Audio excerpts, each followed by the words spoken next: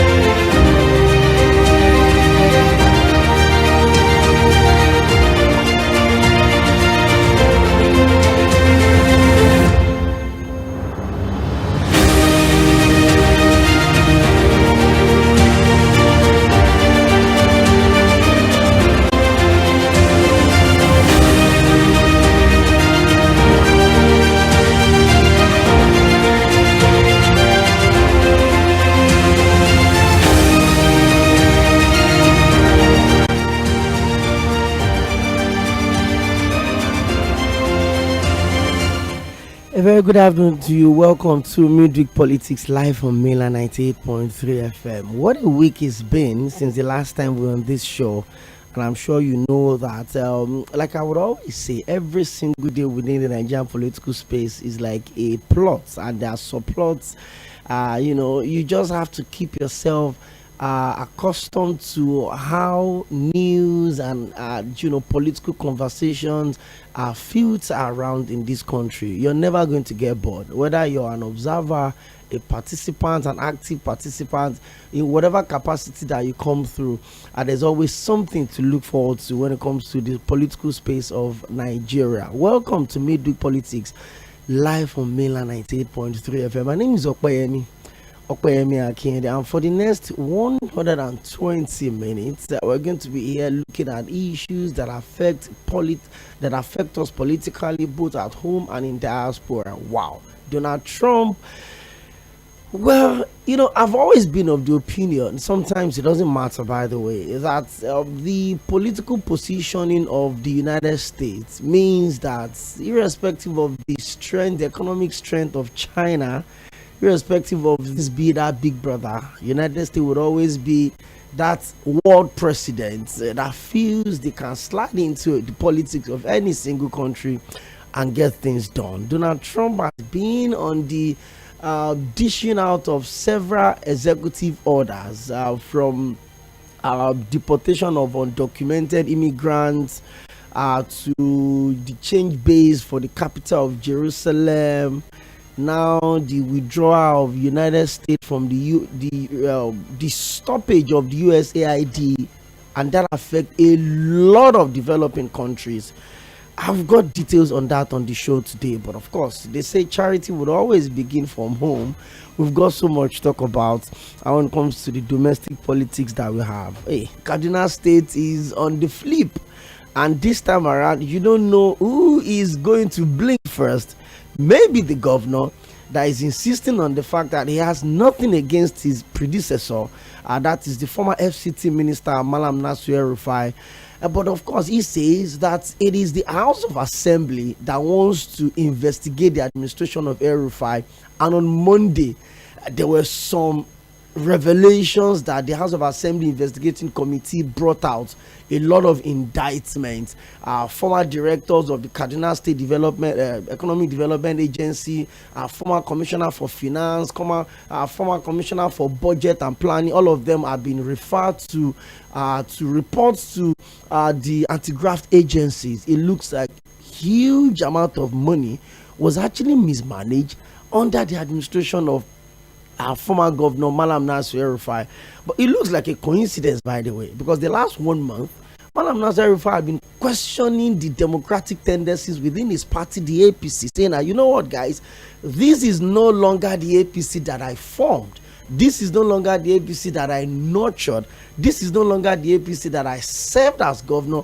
This is no longer the APC that we worked to become, to win another election in 2023. It looks like he's tilting towards the opposition. We're not seeing anything yet. Remember, he was part of the team that met with the national chairman of the SDP alongside the leader of the alternative movement, talking about Olusegun. The plot is sticking up, and whether you like it or not, like I said yesterday in the Situation Room, every serious politician right now, if you have ambitions by now, you should have, start crossing your T's and dotting your I's, consulting people, meeting people, secretly declaring your intentions and ambitions and agendas for the people that matters to help you get there. Because just like INEC, it looks like the Nigerian political space is an all-year business. 365 days, 52 weeks, everybody's in the line of business, in the line of politics. Well, either ways you look at it, there's a lot to talk about on the show today. We have an insert for you, and that's the voice of the governor of Kaduna State when he was on national TV on Monday. And then Malam Nasir El-Rufai had responded that the people of Kaduna will judge the governor for supporting the president. That could be a political statement, because I'm sure the governor will want to run for a second time. But there's a link in between. Malam Nasir El-Rufai's son, that is in the House of Reps, the chairman House Committee on Banking, he had always said that he has no business whatever is happening between Malam, that's his father, and the governor. The father is Malam Nasir El-Rufai. He is his own self. He says that he's loyal to the governor, under which he served as senior legislative aide when the governor was a senator. Now he's serving as a reps member, and he said it in an interview. And he said that his father didn't want him to contest for House of Reps, that it was the governor that insisted that he must contest. There's a loyalty split in between here, political loyalty and biological. Where will this stay? There's a whole lot of politics building up in Kaduna. And remember that the Speaker of the Federal House of Representatives is from Kaduna State. And don't also forget the twist that played out on the floor of the Senate when the name of the former governor was presented on the floor of the Senate for screening, and it was screened out. It was reported that there were about 46 petitions against his nomination to be a member of the cabinet of President Bola Ahmed Tinubu. I'm loving this plot, Victor. I don't know if you're feeling the same way. Welcome to the show, my friend.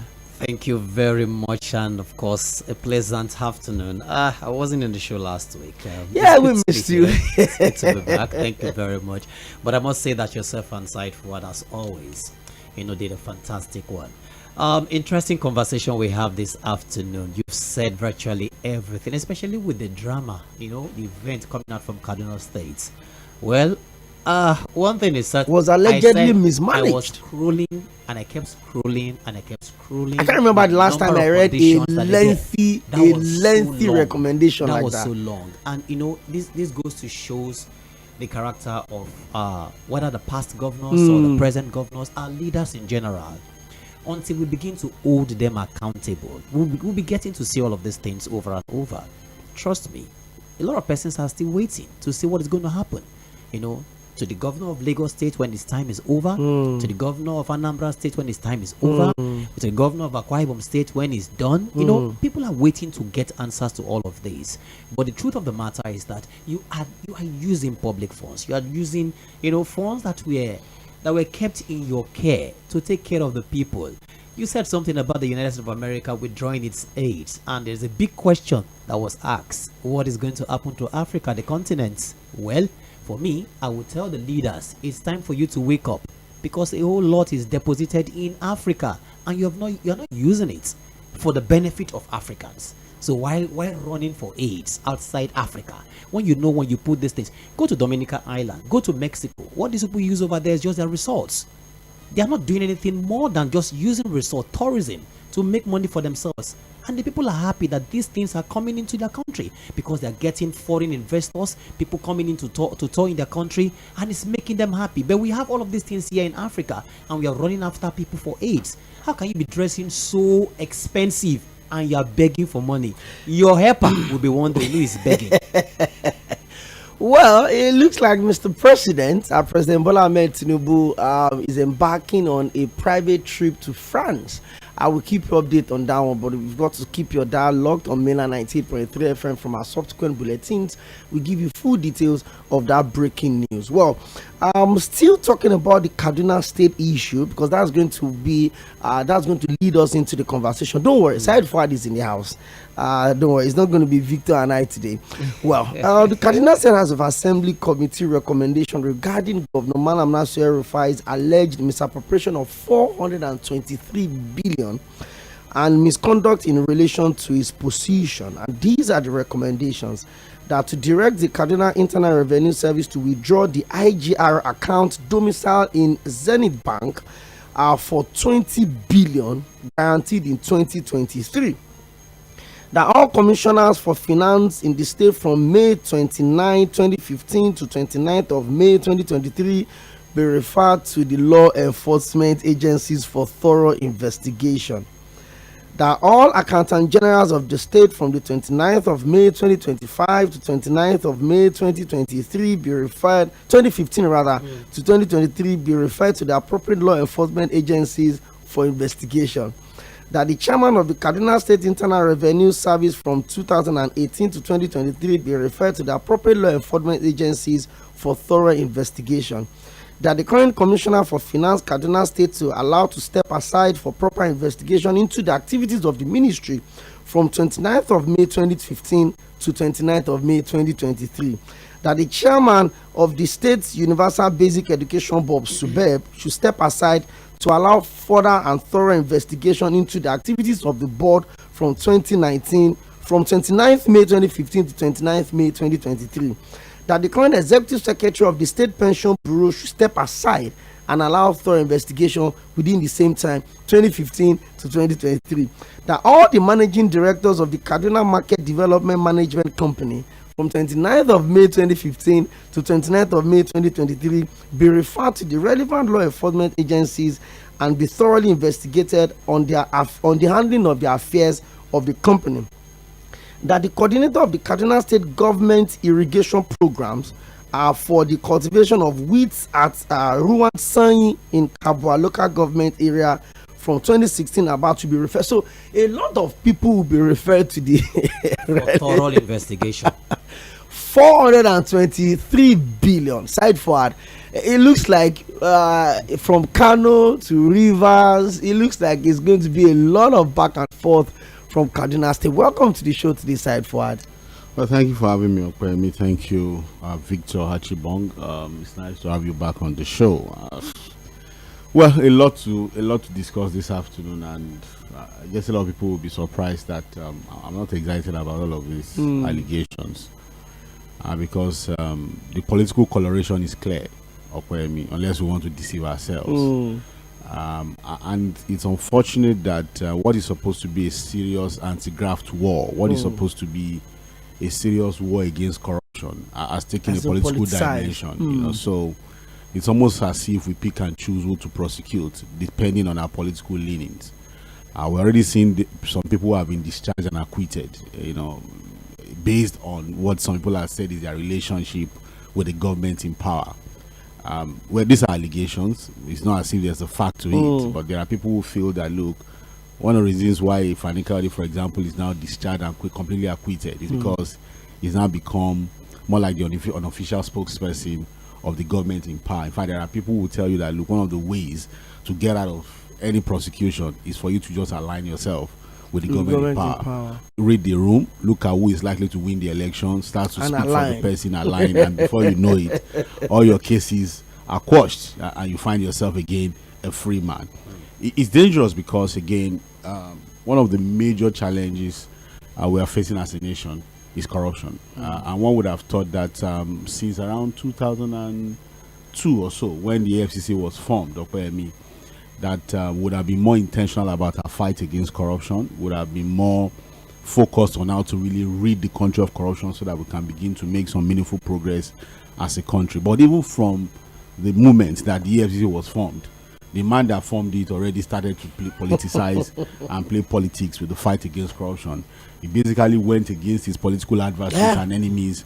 We remember a lot of people. It was supposed to be a witch hunting tool. It became clearly a tool to suppress political opposition, whether within his own party or outside his own party. And so that we don't waste too much time, but I'm sure a lot of Nigerians who are listening to us knew what happened at that time. You know, if you're a governor that aligned with the other side, you are in trouble. The UFC comes after you.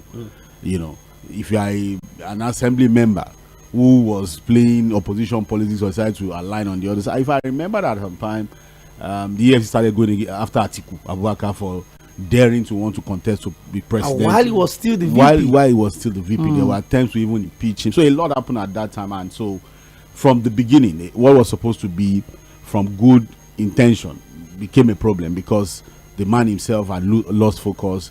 He become a tool to, you know, for political witch hunt, and we've seen the same pattern over and over again. From you know, maybe Yar'Adua was 2 years of a government that really was not able to do much because even the man was not actively involved in government. But after that, we've seen 6 years of Jonathan. We saw the traces too, where people had been chased, with the EFCC because of political leanings and affiliation.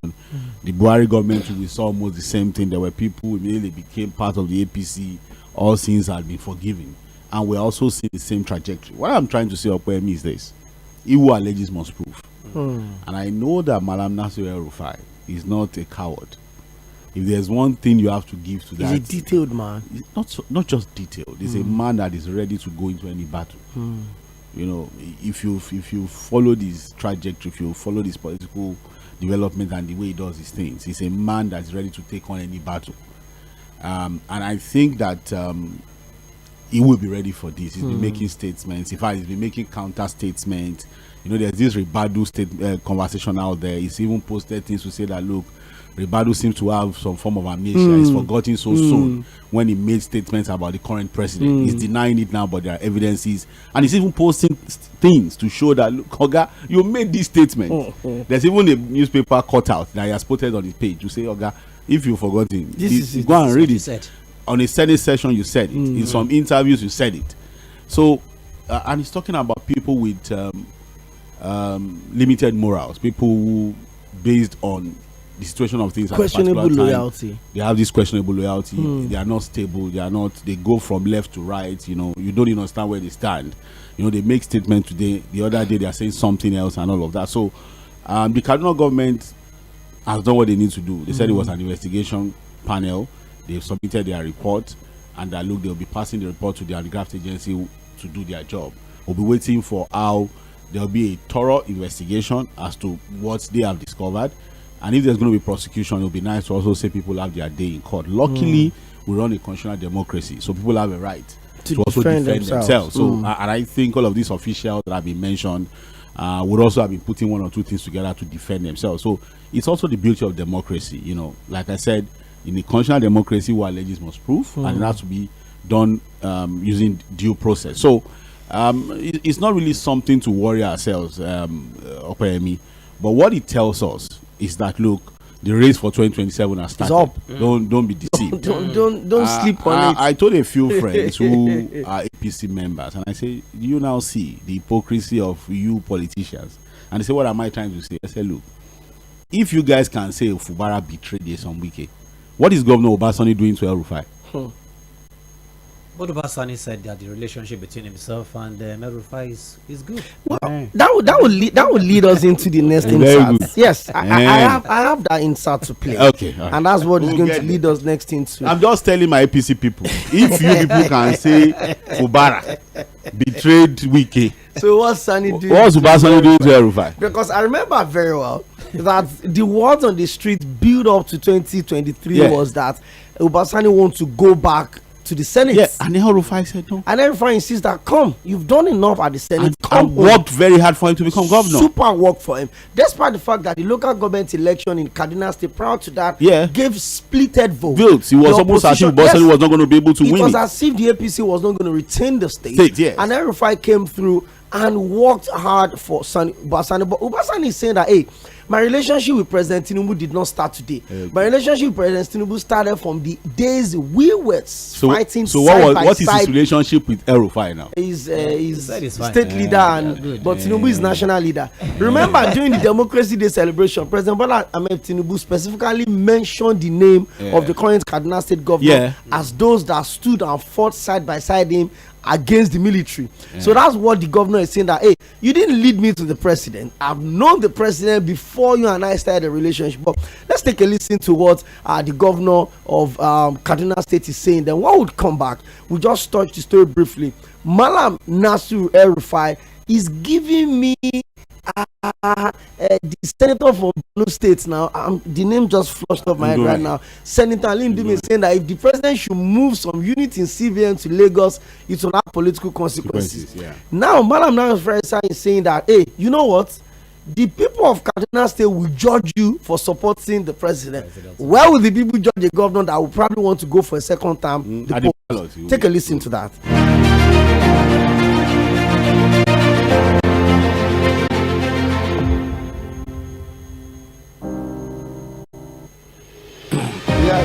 Let me just say that the opposition, in my own opinion, have every right to come out and speak about what they feel. And of course, as someone who have spent many years fighting for democracy, I was in the opposition for many years.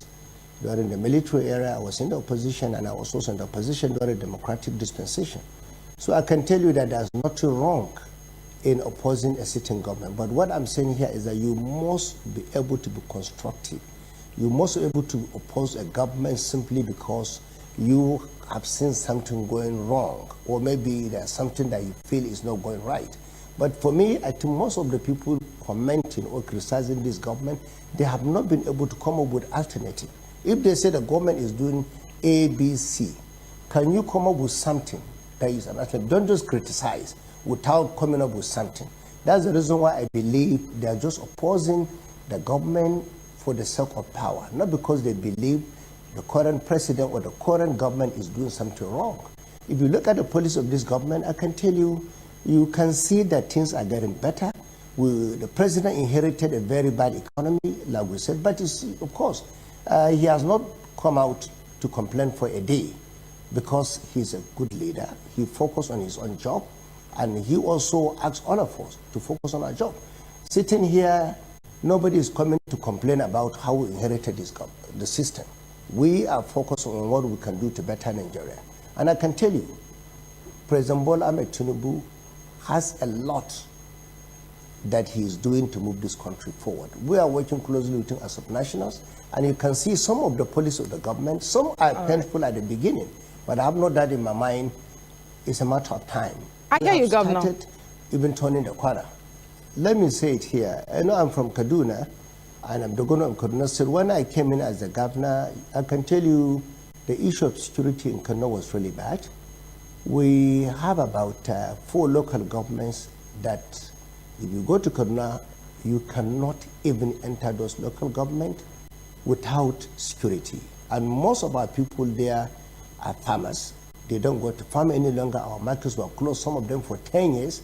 and there was a lot of problem of insecurity. But today, I can tell you, because of the support of the current government, our partnership with the Office of National Security Advisor, 4 local governments in Kaduna State, namely Benengwari, Giwa, Igabi, and Kachia. I can tell you today we are having relative peace in those local governments. And I can tell you also that more than 200 people that were kidnapped before I came as a governor have been released. Our markets that were closed for 10 years have been opened. So in Kaduna, the most important area of focus is security, because if we don't resolve the issue of insecurity, we cannot be able to have any meaningful development in education, in healthcare, in agriculture. Knowing fully that agriculture contributes about 42.8% of our GDP. Today, I can tell you, our farmers have gone back to the farm. Our business people, particularly the petty traders in the villages, are now doing their businesses. And most importantly, our people can go back to their house and sleep their eyes closed. That is the most important thing. For me, I must give credit to President Bola Ahmed Tinubu, because the result of this, the reason why we are getting this result is because of the collaboration, our state government and the office of the NSA. That is number one. Number two, most of the intervention we are getting from the federal government in the area of agriculture is something that Here is easy. To bring normalcy and redecorate is more difficult. General elections in 2023 have created conversations and consequences that will live with us for years to come. From the executive to the judiciary, legislature, media, and the people, organized labor, and civil society organizations, issues that will continue to shape the future of our country needs continuous probing and interrogation. I see the greater objective for the party. And let me tell you, I've told the PDP in some locations that, gentlemen, be careful. Better men have founded parties that have gone into oblivion. Where's the party of Awolowo? Where's the party of Azikiwe? Where's PRP of Rimi? Political parties must be nurtured, they must be reinvented, they must be true. Join ᴏᴜᴛᴏ and Said Fuad on Midweek Politics every Wednesday, 1 to 3 p.m. on Mainland 98.3 FM for thought-provoking conversations, voices from the top, engaging interviews, in-depth analysis on all matters around politics, policies, and governance. Midweek Politics on Mainland 98.3 FM, bringing the right perspectives to everything politics.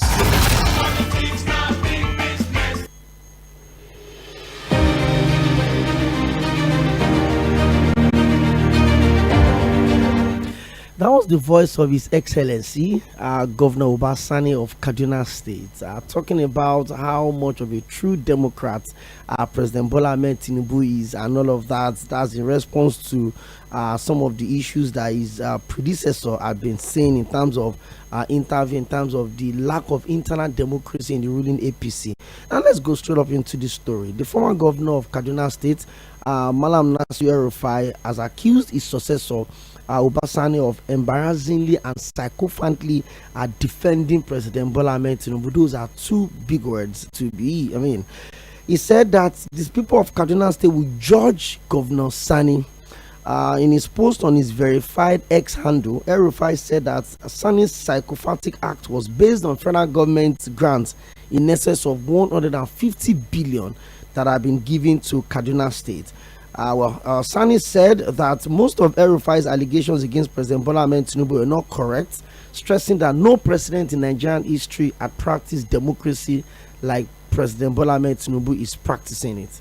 And that was what led to the response. El-Rufai said, Kaduna update, when you eliminate the impossible, whatever remains, however improbable, is the truth. He was quoting Sherlock Holmes.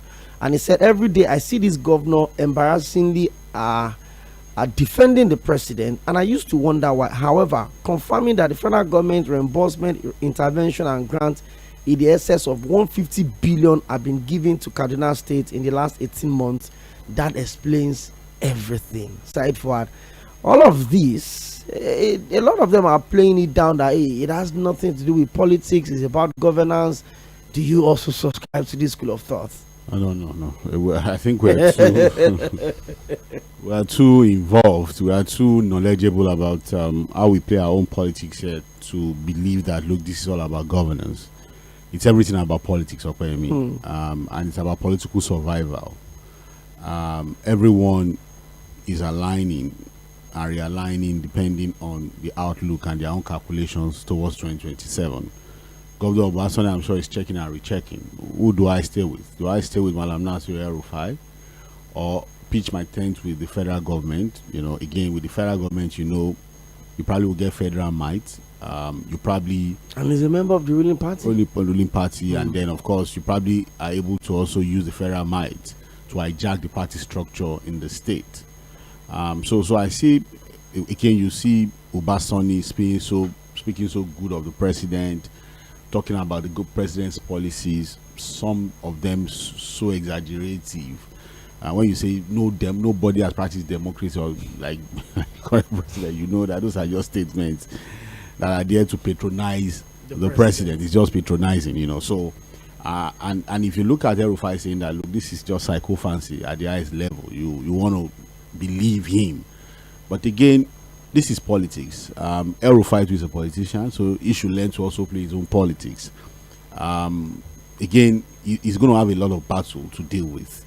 I guess something happened somewhere. How it happened, I don't know. And until now, nobody has been able to explain clearly what happened between a man that stood with the president, campaigned for him, in fact was the major advocate for power returning to the South. Even the president openly begged him to not to leave the country. Yes, there was a time the president was on the podium. He was addressing a group of people in Kaduna State. I think there was an investment summit. Yes. And the president said that, look, I want Malam Nasir El-Rufai to commit to me today that he will not leave, because El-Rufai at that time I said that, look, after leaving power, I was going to travel out, read, and all of that. And the president said, no, we still need your experience.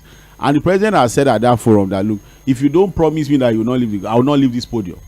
So, and you have to see people practically drag El-Rufai to the podium to make that pledge to the president. Remember in Chatham House, this was a man that had already been tipped as the substantive minister for power. Even for power, he had already started some work. He was already releasing some documents. He had started to understudy. So, and people had thought that, look, the El-Rufai we knew as the FCT minister was going to go into the power sector, step on toes, clear things up. And so, and look, you understand this is Victor. How do you get to the point where you are nominated as a minister? If indeed there was a, because again we've always questioned these things, if there was the issue of security report, you should not even make the list in the first place.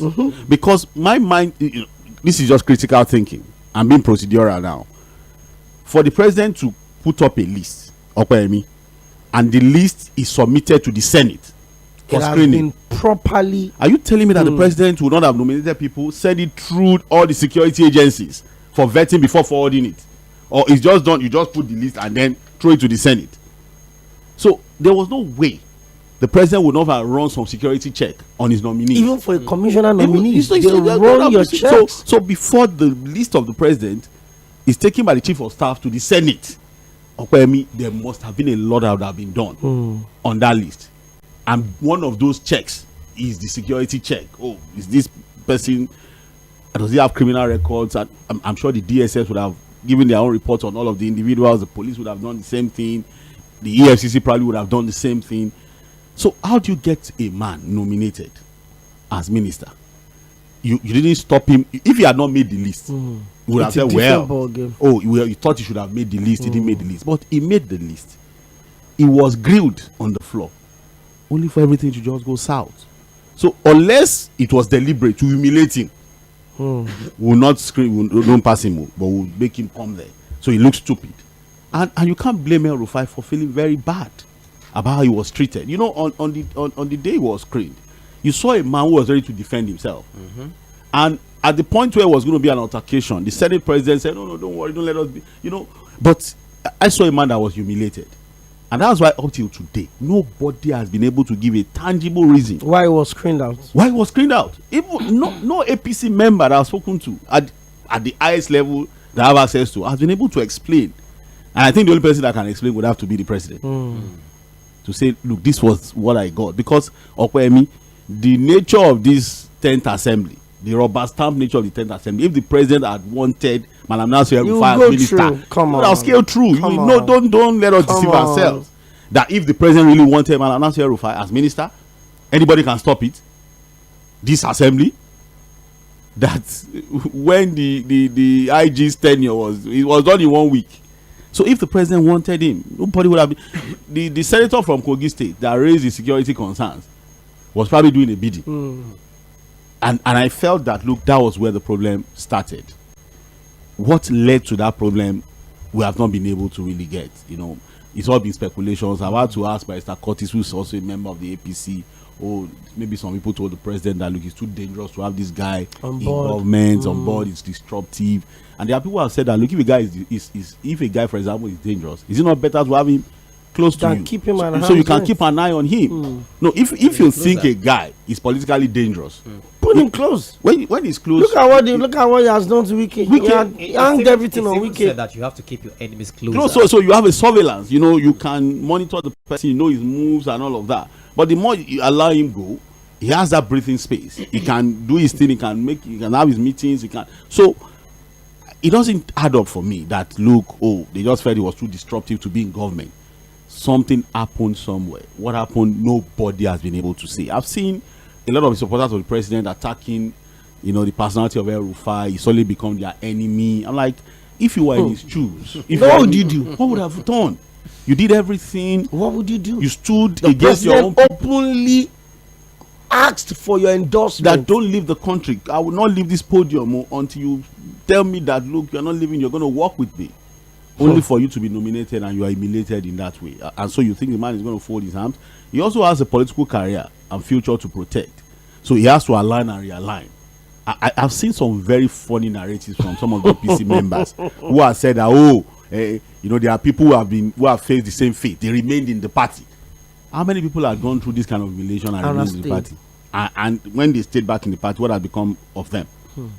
So it's just all politics, and for everything we see, whether with corruption investigations, the fight against corruption, party politics, the problems we're having at the different state level, for everything you see, we play politics, and it's almost looking like the kind of dirty politics that we're used to playing. Our institutions are not working for the sake of working properly, for the sake of democracy. They are working because somehow, somewhere, political undertones have gotten into it. There are underlying factors. Do this because there's a political end to it. People trying to check and recheck again. You people will be checking whether is he a PC or is not PDP, has he spoken against the president, or is doing meetings with some people. So it's become a caricature, it's become a joke. It's all right. Stay away from Kaduna. Yes, talking about a man that has been humiliated or not, I think we should come closer home, Victor. Absolutely, that is what we're doing right now. Said just actually cracked me up there.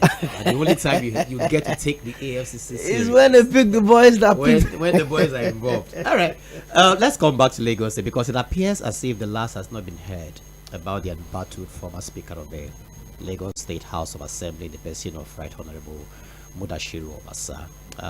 So far, I think for the past few weeks, I don't think I've ever seen the Governor's Advisory Council ever been so busy, because every now and then stories come up and they are involved over the removal of Mudashiru Obasa resign as Speaker.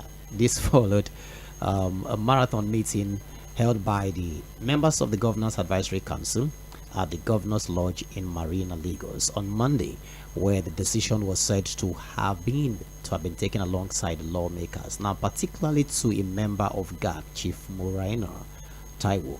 It said that the council told the lawmakers the mind of the party, but the lawmakers had made up their mind to retain the Speaker of the House right now in the person of Mojisola Miranda as the Speaker of the House.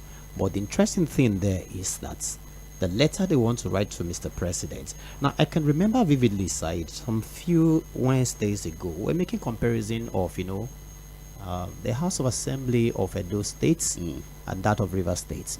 And I remember you said that of Lagos State is the most formidable when it comes to organization, that they are very, very organized. But from what we are seeing right now that is happening in Lagos State, especially with impeachment or the removal, whichever one that they want to use to qualify it, of the former speaker since January 13, it appears all is not well with the Lagos House of Assembly.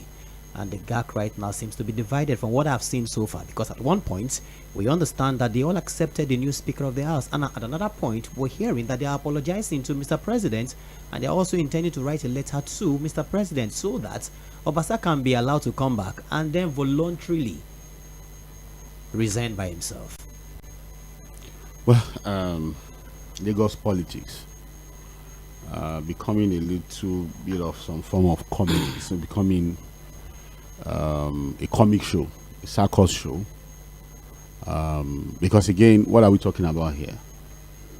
We're talking about 35 House of Assembly members who decided that, look, they are tired of their speaker. The Highs had it. And they decided that, look, it was time for him to go. And I must say this, that, look, we've given all the legal interpretations to how a speaker can be removed.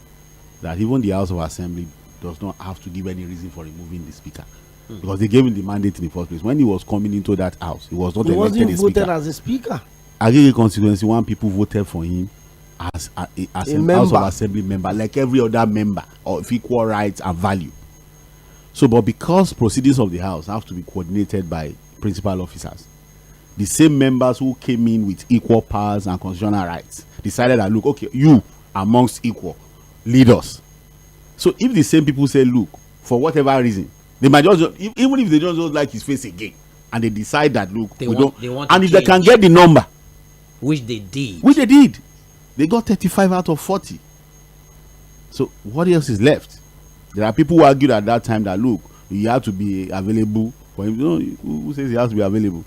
We are talking about numbers here. It could be even if he's not available. So far, they are able to get the numbers to say, look, we don't want him again. Now, this is where I'm going to on this matter. And I think that with what we know of Lagos politics, I still insist that there was no way Right Honorable Obasa would have been removed in that manner without the knowledge of the president. Sure, Mr. President. If you understand the structure of Lagos politics, remember that this was a case that had been pending as at maybe September, October, November of last year. In fact, everything became a complete mess at the budget presentation, where it was alleged that the former speaker, kept the governor waiting and GAC leaders for 5 hours, and we played the sound bites when eventually he came with his dark goggle, started reading out scripts of how he's qualified to be governor or not, blah blah blah, and that nobody ahead of him, at a budget presentation event.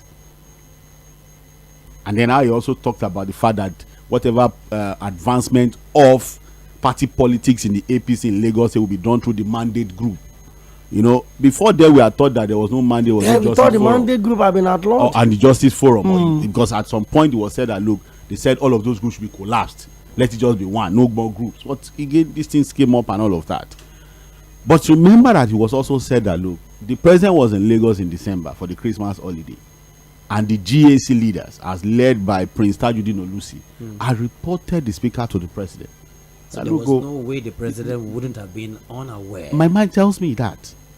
So if you look at these stories again, because of the kind of job we do, and I understand what is called planted stories, how stories are planted, how information is put out there to change the narrative for political gains and what have you. This story, is this the GAC members? Did they issue a press release after their meeting? No, they said they are not speaking yet. That when the time comes, so who is speaking for them? Anonymous. So we are supposed to work with Anonymous. They held a meeting, and if we are really going to take this story serious and believe it, if the GAC had issued a statement to say, "Oh, okay, Abi," remember that when the House of Assembly also chose a new speaker and all of that, they all met with some of the GAC leaders, and the GAC endorsed them. And they endorsed them. And the speaker even addressed the press. We have the audio. Yeah. And after meeting with the GAC, I came to seek their blessings. After giving me their blessings. And after that, they met with the governor and his team, and they also welcomed them and blessed them. Okoyemi, there's no way anybody will convince me otherwise that, look, all of those political events would have happened in Lagos without the knowledge and approval of the president. Of course. And I'm still waiting to be proven wrong on this matter. Yes, the speaker could have been doing his maneuvering now, trying to do damage control, running around there. And that's talking about look, the GAC of Lagos, as you know, is said to. You don't understand. There's still a source of power. In December. To report the speaker who had become unruly, quote unquote, the assembly will be. It's also unknown something from. I like to work with facts. I like, people just, but he doesn't want to be named. So when you begin to see stories around being unnecessarily speculating, quiet on the matter, I'd assume it's just that we can't see this. If you impeach, you probably just resign because of zoning, or you want of him leaving as when speaker. He comes back. So what does that? When he comes back, from where? Then that according to the assumption here, that when he comes back, he's a speaker. Now he will not use his own mouth to say that I want to resign. Okay, so if he comes back now and he's recognized as speaker, what will happen to Miranda? So we have two speakers. Are we playing Amala politics here? Towards the end of the administration of Godwin Obaseki, in Edo State, we had 2 deputy governors. Okay. Yes. We have 2 deputy governors. In Rivers State, as we speak, we have 2 speakers. And 4 House of Assembly members were approving budgets in the House. Okay. Side forward, why are you doing now? So, as a speaker, because the speaker had officially welcomed her on Monday, sang for her any sound of the speaker. He will now announce his resignation. Let's get a bit serious. When we say this, it's ridiculous. Override institutions, they are powerful than institutions. Because I remember when Philip Shuaibu, the former deputy governor of Edo State, he was also removed. I remember he fought tooth and nail to get it. So why is Obasa going is to court? Obasa out of place if he's doing what he's doing? He Because I know he goes to court. This is not court. The GSC is not court. It's not court. The GSC does not even have any constitutional does not have recognition. any. They are just advice. Maybe See, that is a personal deceit, or a kind of decision. The way the APC came out, when water passed under. it was even said that the water. Well, it's not his case now. Abi, it's not. He will just be looking. He just be He looking. don't look. But what I'm saying is that look, now the president is in France. According to is it official? The refresh, recharge, and reconnect. Okay, all right. So, but what I'm saying is that if in Lagos, for everything they have to wait for the president to intervene, what does he say about the kind of politics we are playing? What does he say about the kind of democracy we are running? Suppose the president is so busy, or maybe because of something is incapacitated for a particular time. Are we saying issues will not be attended to until they cannot resolve that? Okay, remember commissioners' issues too. The screen of commissioners in Lagos, how it became Yam Pepe scatter. How names were being juggled as if it was Jankara Market. They remove people. Somebody that was supposed to be screen will be there. They say they don't remove the list. Lists were flying right, left, and center until we were told that Abuja had to rein them in and say behave yourselves. It's still the presidency that had to call them to order. So you see, it's dangerous where we're going to. My fear is that look, we've so much messed up our democracy to the point where what is supposed to be a simple process becomes unnecessarily complex. We've monetized the process to where there are people of little conscience, really, little integrity running our politics. So it has gotten to the point where we discuss some of these things, but it goes say nauseating, because what exactly are we talking about here? Obasa has been removed, can't delay. And do you know that these distractions means that they have not been attending to any serious matter of the state? That's what it means. They've been on this matter now. All other issues that they are supposed to attend to. They're welcoming the speaker every day. Last week it was prayer. On Monday it was a Parliamentarian Staff Association of Nigeria, Lagos State chapter that welcomed him. Well, talking about some of the issues that we have, talking about monetization. Ahead of the November 25, 2025 governorship election in Anambra State, the All Progressive Congress had announced that aspirants seeking to run on the party's platform would have to pay 50 million to obtain the nomination form and expression of interest forms. No, APC. Yeah, okay. The party had released a detailed primary election timetable outlining key activities and dates leading to the polls. According to the schedule, they also said, they said female aspirants and persons living with disabilities would only be required to purchase the expression of interest form for 10 million, while the nomination form will be given to them for free. And young politicians aged between 25 and 40 years that wish to contest for the governorship position will receive a 50% discount on the nomination form, but they will still pay for expression of interest. Well, Said Fuad, politics is 25 million. 25th of November 2025, the people of Anambra will go to polls to either choose to consolidate on whatever it is that Professor Charles Chukwuma Soludo has done, or they want to switch gear. Maybe they want to align with the federal so that the largesse of being in the party at the federal level would also come to them, or they feel like, hey, the APC have not done enough, they should hold on to what they have at the power, or comfortable with whatever it is that we're doing. 50 million, that's a lot of money side for it. Well, a lot of money for you and I, who are still looking unto God for his mega blessings, for his blessings. Everything mega. Or maybe but for the politicians, Okoyemi, 50 million. For a lot of the guys who are going to show interest, you know, this is the time to see pretenders and contenders. You are going to see all manner of things, you know. I think the APC will sell. It won't matter. The fund will sell. Because again, it's the party in the center. And I'm sure there are people who will think, oh, if I'm able to get the nomination form, the party can use everything to get the states. You get the state for me. You know, it happened in Edo, it happened in Ondo. You know, you've seen the APC winning state after state, you know, since you know, the president was sworn in. So you're going to see politicians who are going to look at the APC as a very viable option to probably defeat the ABGA in the November 2025 election. So you see people are going to buy the form. Okay, I mean, 50 million. Remember, there was an House of Reps member who told us that, look, he spent 500 million to defend his mandate, not to run the election, to defend the mandate in court. The House of Reps. So for anybody who is interested in becoming governor and who is also looking at the party like the APC, you know, to pick up the nomination form, I think a 50 million naira is a token. It's going to be a token for people like that. I'm not saying that's the ideal thing or the right thing. Cost of produce, stay in hotels, logistics, mobilization, foreign exchange, and forex days. And you know, say primaries too. We run it on forex.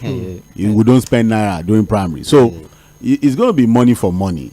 I don't know who the major contenders are really. I don't have a list on my head now of people who are looking at picking you know, the nomination form for the APC and who are looking to be the likely candidate. Yeah, I'm sure the next couple of weeks, we'll get maybe months, you know, figures and names will come out. You know. But I know that you know, Charles Soludo has a lot of work to do. And there are people who have said that, look, this is a big referendum. It's a big referendum for Prof. His performance, you know, he came in promising to create the Dubai. But it's not worked. I don't think he has created. It's not worked. I don't know what he has created, but you know, gaining security has been a major challenge. You know, the Southeast insecurity issues has been a big problem. I think for several months he was dealing with the problem of sit at home on Mondays and all of that. But that's not to make an excuse for him.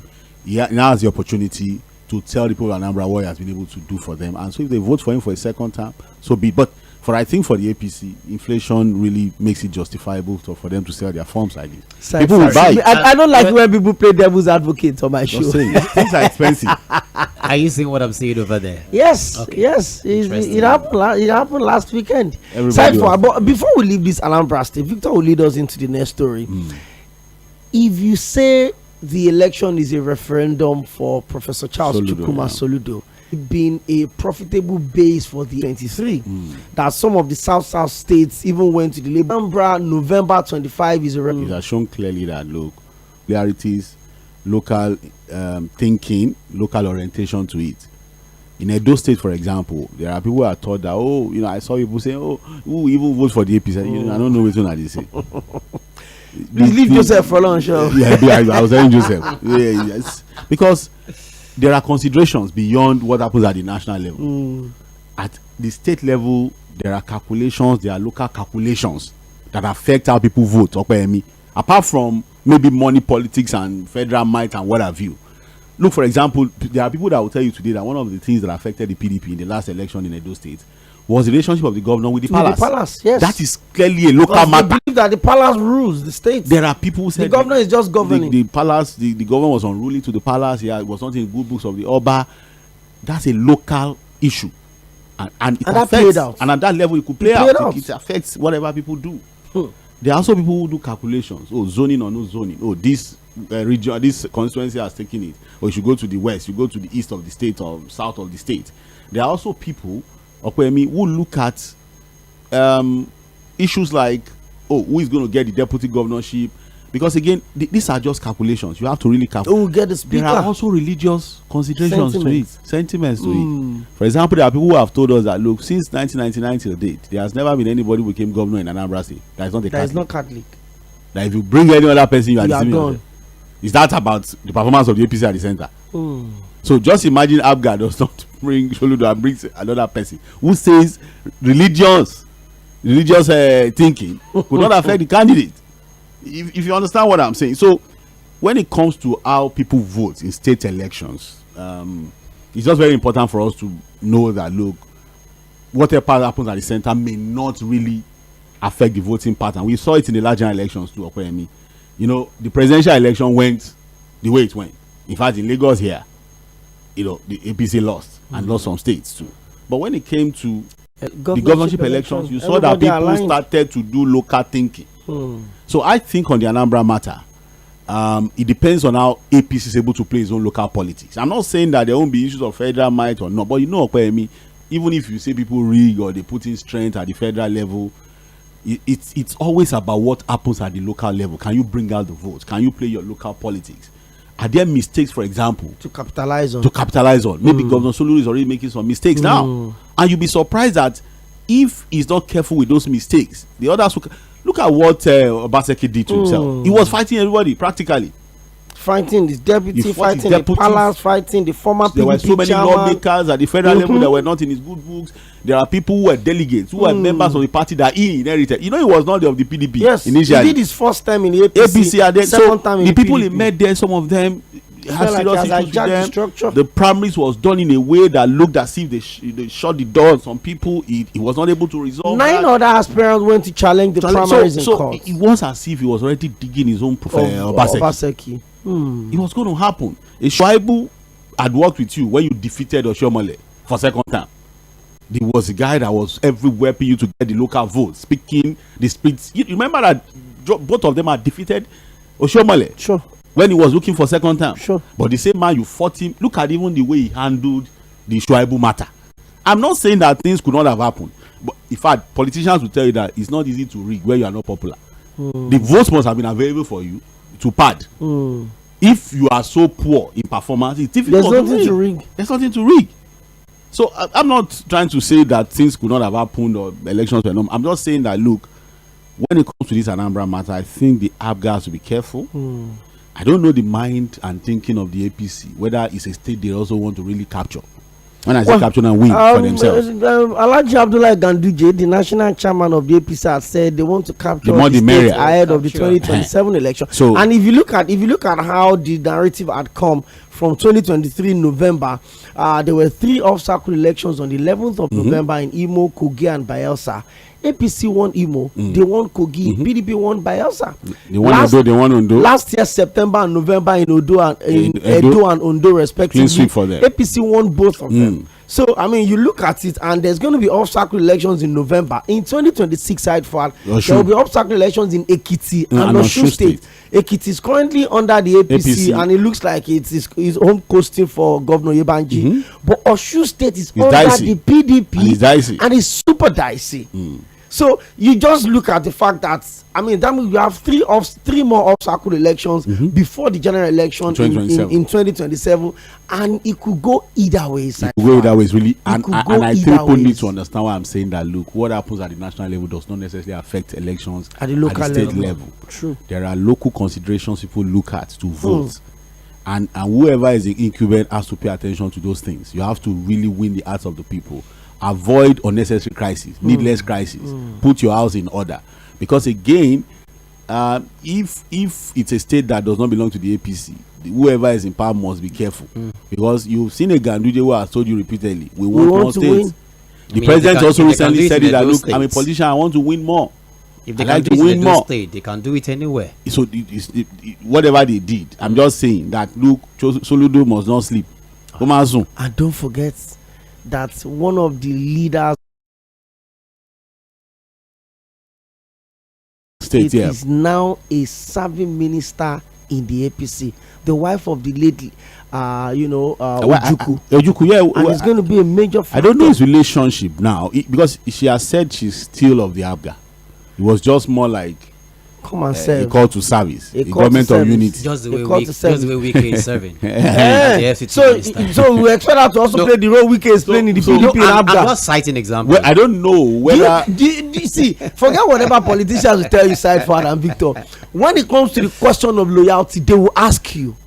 When it comes to the issue of loyalty, so would the Minister of State for Foreign Affairs, Bianca Ojukwu, will she be campaigning for ABGA when she's sitting on the cabinet of the APC? These are questions that should be asked. It depends on the brief, and it depends on why she got the job, how she got the job in the first place, why and how she got the job in the first place. Is she going to eventually find herself in the APC? And then for Anambarians, the people of Anambra State, does she still have that kind of influence? Does even her husband still holds that? But when it comes to ABGA, every single politician that prints poster or billboards, there's a picture of. Does the sentiment still hold? I'm not too sure about how the people still think or see. We have a lot of contacts in the south. Yeah, I know. I'm just saying that to us as a build up to the election. But I think a Bianca would not be a major factor. I just think that Governor Soludo has to play a lot of local politics. He has to learn to get the votes out. This is the time for him to showcase the things he has been able to do for the people. But beyond that, he also has to fill his pocket. Like we saw in Edo do another offer for elections. It's going to be money for money. My mind tells me that money will be out there to buy votes that are going to be readily available. And will Prof be able to play that money? He's an economist. Which economist? Economist. He's an economical politician. Okay, I hear you. Let him play his economy. He should do better do what he needs to do, or else. All right. Let's take the last story now. Okay. Whether they said 2027 is here or not, the fact is that preparations are on the ground, and believe it or not, a lot of persons already have their mind set for 2027. But one particular man has been in the public space. I think I saw him sometimes last December when he was granted interview, and he spoke extensively about the current, administration and also Mr. President. And I'm talking about Social Democratic Party SDP presidential candidate in the person of Prince Adewale Adebayo, who actually contested for the post of the president in the last 2023 general election. Something is said. I'm just going to make this very, very quick. He has called on Nigerians to walk away from President Bola Tinubu and his All Progressives Congress APC ahead of the 2027 presidential election, and embrace the SDP for the sake of themselves and their children. Anyway, he said a whole lot that he's praying for Mr. President, he's praying for Nigeria. He believes that he has a lot to do, and if he doesn't pray, automatically it means that policies and everything that you can do for Nigeria would go wrong, and he doesn't want that. So, quoting him again here, he says, "I wish the president well, and I pray for him every day." I tell everybody who wants to pray for anybody in this country to pray for Mr. President, Tinubu, because anything it does has an effect on the security of Nigerians, or the wellness of Nigerians, or the welfare of Nigerians, and the progress of the country. But when it comes to Prince Adewale, he has always been talking, and it's like this last one he just said now, that we should stay away, or Nigerians should stay away from the All Progressives Congress come 2027. I remember you said something, Said Fuad. So I'm just going to ask now, can one man or a singular person make a decision as regards the choice of who to vote for during an electionary period in Nigeria or anywhere at all? Well, Mr. Adewale is just making his own statement. And I don't know really, because in the statement too there are contradictions. If you want to stay here, just stay there. Let's know where you are. You started by saying that everybody should stay away from the APC for the sake of their children. And then the next thing, you turned yourself to a political preacher. Let's pray for the president. Let's pray. So it's a statement that comes to me like somebody who, just want to put a statement out there, make the news because of who he is, a former presidential candidate of the SDP. So that's enough to make the news. But I think that people will still vote for the APC. Just what it is. They have their members. They have Nigerians who still believe they are doing well. So it's not going to be like, oh, because I've seen people who just think, oh, someone will say, oh, we are coming to by 2027, we'll be waiting for them. Well, the way you are putting that, people will still, some people will want to say, who are the people you are referring to now? People have been. APC said they have a membership register of 25 million. Even if you want to question that number, okay. The president got almost 9 million in the last election. You just helped us with the off-cycle election. Yes. How many states? How many states? How many states did the APC win? I mean, there's been 5 off-cycle elections. APC have won 4 out of 5. It's only Bayelsa that had gone to the PDP. So what are we saying? Imo, Kogi, Edo, Ondo, everything went to the APC. So those people that voted, who are they? In the midst of all of this. So you see, and that's why some of us have said that, look, the only way we can now begin to talk about a proper electoral process is when we reform the process. So long we are not committed to reforming the electoral process and we just want to continue to do what we've been doing, the chances are that, look, the APC may still win. Because again, look at the pattern. You have to, you see, it's just about pattern. Look at the pattern. What are the things we see when elections are conducted in Nigeria? The way we are conducting it. Number one, money plays a crucial role. Poverty has been weaponized, so people have become more vulnerable. You think of the present, want to feed. You can't blame them. You see, you can't blame them. And you know we operate in universal suffrage arrangement, one man, one vote. The vote of you that will not take 5,000 or even 1,000 to go and vote is the same as the man that will take 500 naira or 200 naira to go and vote. And don't be surprised that on the day of election, they will have more numbers than you. Some of you who will even say, well, I can't go and queue, I can't stay in the sun. You probably just stay at home listening to radio and watching TV. But they will be there. So the fact that we weaponize poverty to the point where people have become so vulnerable to sell their food for as cheap as 500, 1,000, the 괡ᴇᴇᴅ is there. The other one is that, look, we also have willing INEC officials, whether it's ad hoc official, who are also ready to play the dirty politics for people. So far, you are able to also manipulate the process with them. We also are going to have security operators that are going to be culpable. You understand? And then we have local peculiarities. You understand? So at the end of the day, I just think that, look, our democracy is what it is today because as a people, we are not ready. The leadership is not ready. The people is not even making an agenda to sit down and reform the electoral process. Look at the local government elections we conducted in recent time. It's just been a waste of time. You know, it's been a complete waste of time. Governors have still been able to put people who they want to put in those positions. And we say we conducted an election. So it's just important that people pay attention to these things and understand that it's not just about sentiments or emotions. Our politics have been determined in the past by these things, and it will still repeat itself if we don't reform the process. So it's still going to be about who has the money to throw around, who has the people, who has the connection, who has the loudest propaganda, who has the media to work with, and then who can also bring out the votes on election day. And how do you bring out votes on election day? Money. So it is what it is, and that's why we've seen all of those things play out in the 5 off-cycle elections we've played, except for Bayelsa. And even Bayelsa, I think, you know, it's just like, okay, we should leave this one. But at the end of the you know, so but in a very serious note, I think it's time for us to reform the electoral process. The bottom line is just so that you can have people of sound mind, you know, not because they have any money anywhere, but because they know the process will guarantee that the right thing will be done. They can contest elections, join the political party, campaign, tell the people what they want to do, and people can go out there and vote for them. But unfortunately, we have not gotten there. It's sad. And after 25 years of democracy, this is where we are. We are still seeing the 괡ᴇᴇᴅ. We are still seeing removal of speaker, and then we are still waiting for the president to be able to resolve their issues. Bring it back. It's all a case of you know. I will go back and take my political failure after 25 years. The 괡ᴇᴇᴅ, I've been hearing that expression. Do you know Obe? Oh, Obe soup. Dibbo. Dibbo is votes. Vote and cook soup. Wow. Is that simple? Are you joking? Yoruba is easy. Vote and cook soup. Oh my word. Look at this one.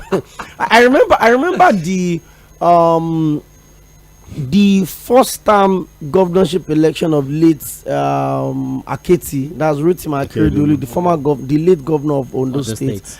I was in the state to cover the election. So the Sunday after the election, my friend was driving me back to the airport and all of that, and then we passed the very popular Olukaode market. That's like their computer village. That's where they sell phones and gadgets and all of that. And there were a lot of people at the and I'm like, for a Sunday, this is quite unusual. And my friend told me, he said, do I know how many billions came into the States from Thursday, Friday, Saturday to the election? Our boys have come to buy phone. Some of them have come to trade their old phones with money to get new ones because of the money they made in the election. It's as simple as that. When you see governors flying into the states to show solidarity, you see 6, 7, 8 governors abandon their own states and then they go and do solidarity. They man the situation room of an election outside of their state. Some of them, their states are boiling. Some of them, bandits have taken over local government in their state. The last Ondo election, everybody from Lagos to Ogun, everybody. On the day Ondo State was having their own governorship election, it was the same day Ogun State was having local government election. The governor left local government election in his state to do solidarity in Ondo State. And why are they always there? Well, in case you're just tuning in, it's Midweek Politics live on Mainland 98.3 FM. The controversy around the 10-year elongation of the Inspector General of Police, IG Tᴏᴜ had constantly raised further dust. And I think if you look at what Pᴏʟɪᴛᴏ had been about in the last 1 month, appearing in courts, detention, granted bail and everything, is basically about the fact that he had constantly referred to the Inspector General of Police as illegal IGP, that his tenure rather had elapsed. He should have left the office as Inspector General of Police. I mean, I looked at the charge sheet against Sowore and I just laughed like, we need to do so much more on our democracy and free speech. Well, God willing, Pᴏʟɪᴛᴏ should be with us on Monday in the Situation Room on the show, all things being equal, and then let's see how some of his activities in the last 1 month. If you look at one of the things that helps democracy to get better, Victor and side forward, I think it's basically about respect for free speech. You cannot trade it anywhere else in the world. I was reading one of the leaders of the Somali immigrants in the US, how she's been addressing the conference, addressing the community of Somalis in the US, despite the fact that they don't have documents.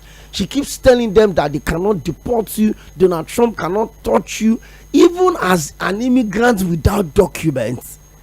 So you understand how people feel like in a democracy like Nigeria, when things are not going well, we should be able to bring it out to the government and say, hey, I remember when Senator Babafemi Ojudu joined us in the Situation Room, I think about 2-3 weeks ago, and he was talking about the fact that, you guys think the worst form of democracy is not as good as military, that if this was to be military, that this station will not be existing.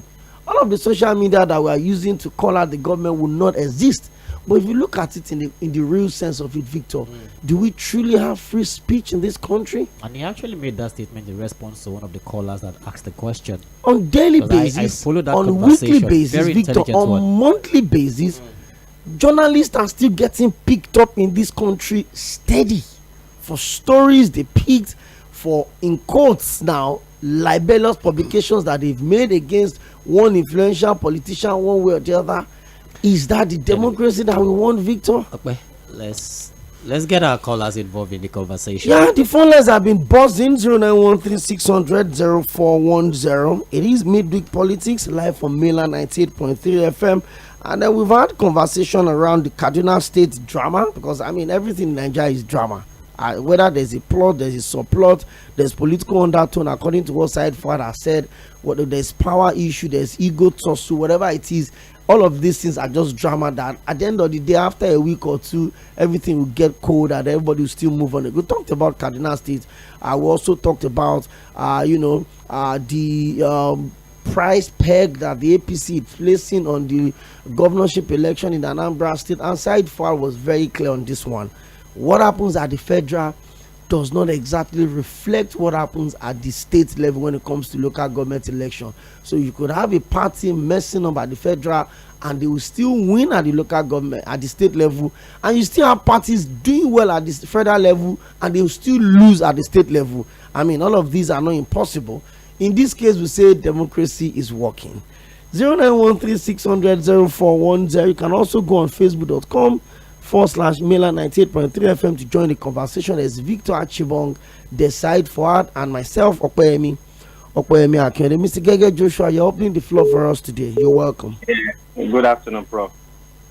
Oga Fuad, I greet you. I greet you too. I always admire this your cap. I want to believe you are teaching Mr. V how to be a cap person. What can I do now? They cannot be them. You join them. I greet you, sir. Welcome. I greet you. Yeah, Oga Fuad, leave my party alone. You understand? You are in the news. That's why I'm talking about you. Yes. See, this GSC matter, BG, is a party thing. Whether you are saying it's not constitutionally recognized. No, we don't need to input some of all these our local mechanisms to resolve our dispute and our affair in the national constitution. You know how tedious it is to amend even the constitution. You understand? So we don't leave us alone with our whatever we decide. This is a family affair. You understand me? As you are, if you have any issue with madam, it is not our business to say we want to interfere directly. Of course, we will only tell you. But you know why this is my business? Because we are talking about the speakership position of Lagos State. So if your party cannot, behave themselves, it affects governance in Lagos. That's why we are talking about it. And the reason why, what I want you to know is there is no vacuum for now. Okay. We remove one and we replace it with another one, meaning that Lagos State is not speakerless. But you people are fighting. That's the problem. Leave our fight. We will settle our fight. Okay. We have a speaker presently in Lagos State. Yes. So you should know that yes, we have a head in that particular arm of government. So every other thing, leave it for us. Okay. This is a party affair. Don't play down our party. Yes? The name of the program is Midweek Politics, and the issue talked about is political. Okay. Right, this is it.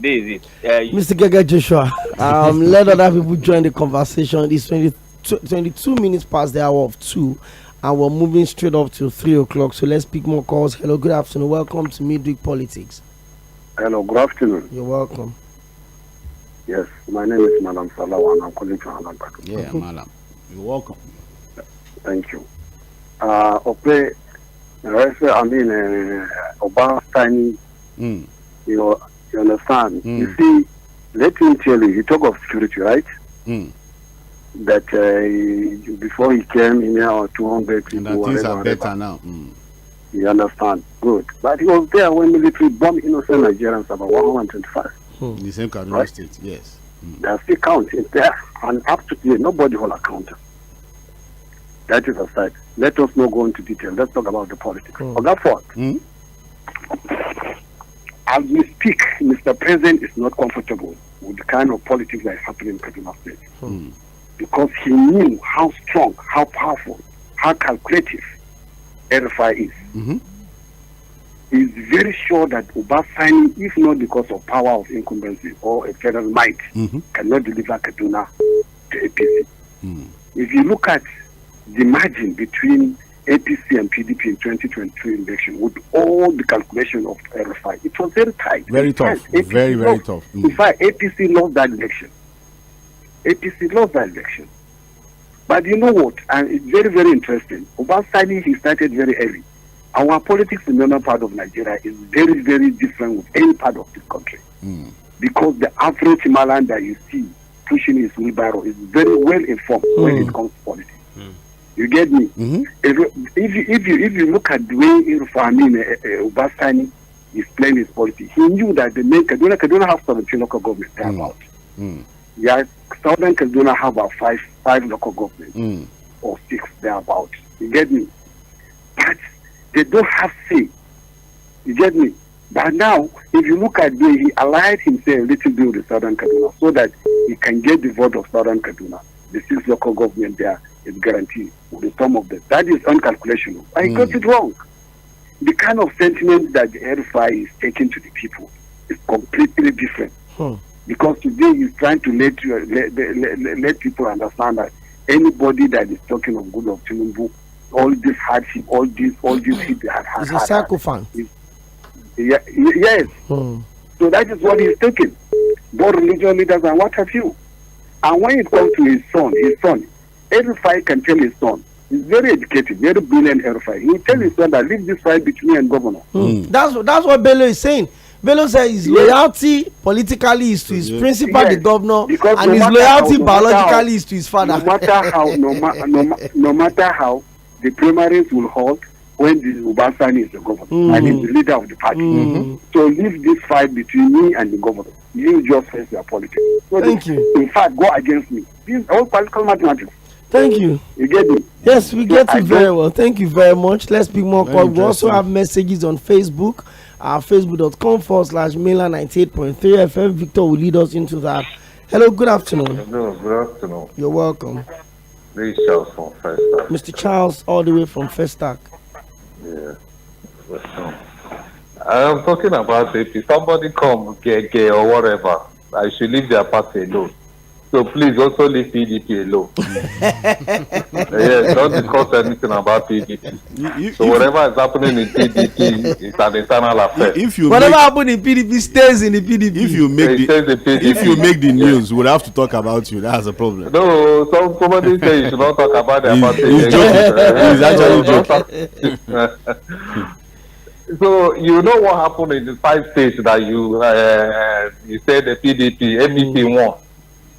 According to Mr. Fuad, they have analyzed everything the way it should be. All these things the APC are doing, I've told people they shall allow Tinubu to rule for 8 years. When 2015 here, they said Buhari is the Messiah that Nigeria is waiting for. He has come, he has gone. Tinubu will still do his 8 years, he will go and become history. People will know that the Lagos they said he built, he couldn't do it in Nigeria as a whole. Thank you. Thank you very much. Well, side forward, there's a piece of a breaking news, and I've gone through some of the fact checkers, and it's actually a valid one there. They said the president had raised the 2025 budgets from 49.7 trillion to 54.2 trillion. Okay. Yes. 47 from 49.7 to 54.2, and it's been cited as some of the government agencies have generated a lot of revenue. So there's a lot of projections going into the new year budget that they can generate more, like customs, inland revenue service, and all of that. So you have to keep your eye locked on Mela 98.3 FM. Raising like about 5 trillion. It's just something different, side forward. Aside from that, why you? No, I'm just saying so that we know that there's more money to spend. Hello, good afternoon. Good afternoon. You're welcome. Yeah, it's Patrick. Mr. Patrick, can you speak up a bit? It's Patrick Okoro. Good to have you join us. Yeah, come to Anambra. APC cannot win in Anambra. The job I've done, you understand? I don't want to talk more than that. So come to El-Rufai, El-Rufai is eating with a devil. But he's using a long spoon. You understand? So, but the other guy is smarter than him. But we have to wait for him in 2027. Come to our brother, the big boy, Obasa. Obasa is a big boy. I'm happy what is happening in Lagos State House of Assembly. But it's the right time to remove his hand in Lagos State politics. He has paid his due. He has enjoyed so much. It make a way for other people. Yeah. Are you with me? Well, with you. If you remember what happened in Oyo, where the old man, the strong man, is it Adedibu? And Saraki in Kwara State. Those are the godfatherism that we enjoy, not this one. This okay, you enjoy the godfatherism of Adedibu. You can't be serious. Yeah. The one that is asking for 25% of security votes. This particular man is in Lagos. He's so wicked. He's so wicked. Thank you. He's so wicked. Mr. Patrick, that's very interesting. I can't say, sometimes in politics they say if you don't meet story, you meet history. Let me say it in Yoruba. ọmọ tí ó bá bá tàn abárọ̀bá ni bàbá tàn. I don't know how Patrick Okoro will suddenly start to bring up Adedibo as a standard anywhere in the kind of policy. Did you see that unfortunate day, that unfaithful day in Ibadan where the impeachment of Ladoja? Do you know what happened in the House of Assembly? The chaos, the killings that happened because a single man is demanding for 25% of security vote of a state. And that's the standard that Patrick Okoro wants us to be talking about. No, we shouldn't be doing that. Hello, good afternoon. Hello? You're welcome. Good afternoon. Good afternoon. Oh, my God. My God, it's easy. I say to get up. You know one get up. It's easy now. Your tenant is telling you to keep quiet for where they be. You see, your tenant is not telling landlord, say landlord keep quiet for my own house. What? I did hear you. You better wake up. You better wake up. You are the one that own Lagos. Don't let tenant to come and tell you to get up from your own house. Tenant is telling landlord to shut up. There is your party. He's talking about parties, it's not about the state. No. Who won Lagos? If anything happens for Lagos, all of us will have where to go. You don't have anywhere to go. You think under that. Because if anything happens to no. All of us will have where we'll go back to our houses, our villages. Where are you going? No problem. Thank you. Thank you. I don't have anywhere to go. I can join you in your state now. Won't you take me? Get up and stand. Thank you very much, Victor. Let's take some messages on Facebook. Facebook.com/mainland98.3 FM. We'll come back to the calls very soon. Okay, so I'm going to start with this very first message here on Facebook. This one here says, "Good afternoon." Okay, I think it's refreshing again, but let's take one call. Okay, let's do more calls. Get back to Facebook. Hello, good afternoon. Good afternoon. This is Olaiwola from Nigeria. Mr. Olaiwola, good to have you on the show today. Let me just put it in this way. In case of the Kaduna, the case in Kaduna, because of the southern Kaduna that have a peaceful environment now, I know Sani is called the second ticket, whether I like it or not. Because all the time, 8 years of Erufai in the Kaduna, the southern Kaduna did not have a peaceful environment, especially the capital, they call the Kafacha. You're familiar with from that area, from Bukuru down to the forest before you get to Kafacha. It's one of the areas that is criminal there. And one of the appointments that make a southern Kaduna be secure for APC because the chief of army staff, or what they call it, this Christopher Musa that is coming from that place. And they give them the federal, give the APC and the Basani a strong victory in 2027 in Kaduna. Whether everybody like it or not, he didn't like it. Let him go ahead with him with his own political planning within Kaduna. And he also benefited from the APC because the current speaker of the House of Representatives is the slot they're giving to him from his own cabinet. And one of his son, also a member of APC that is the president of the House of Representatives in Zaria, he benefited from it because he only fighting because of the financial stake that's supposed to be getting from the state that he did not get. That is where the problem comes from. And let me put it here. In terms of Lagos, the reason why we are the Lagos, the southwest, the western part of the Lagos, we are agitating for the speakership. It's not about Abasa. How will he take the speakership to the central, where the governor come from? And they all from here, from all the faculty that I represent here, Agege Badagry, and we don't see any capable anyone to become the speaker, and by taking it to a central, it's a criminal offense. If it also comes that they are here before me, they can give it to him, but they are hardly against the criminality, against the APC within Lagos State. It's not done in. Thank you very much, Mr. Olaiwola. Side for the governor and the speaker are from the same zone. And so what? Is there anything they consider as they should not be in the same zone? For equity and fairness. With what fairness? And I've told you that when politicians talk about equity and fairness, they don't even commit to it. It's only when it suits their narrative that they blow it up. They blow it up. If the tables were to turn, they will say something else. The sentiment have been thrown around that we can't even go to Lagos West where Obasa comes from and all of that. And they have the largest numbers in the house. This is the thing. You had a deputy speaker, and whatever calculation they did among themselves, decided I should go to the woman. And I'm not really one that believes all this, because it's from west or east. Look at even the things he said. It's so funny to think that, look, Kaduna is safe and secure for the APC because the chief of army staff, Christopher Musa, is from the state. And I don't know when a military appointment has already become a political tool to win elections. But you know, politicians have a way of blowing these things out of proportion. Again, it's an APC matter. They've told us to leave them with their problem. Maybe they will rearrange it and bring somebody from Lagos West. Mr. Gege said she leave his party. Good to have you on the show today. You're welcome. I want to appreciate all of your analysis. Thank you. Yes, if I may go by all your analysis, let's just start from the Anambra. You say that, is it your father that said that if you are not from Catholic, you cannot be governor?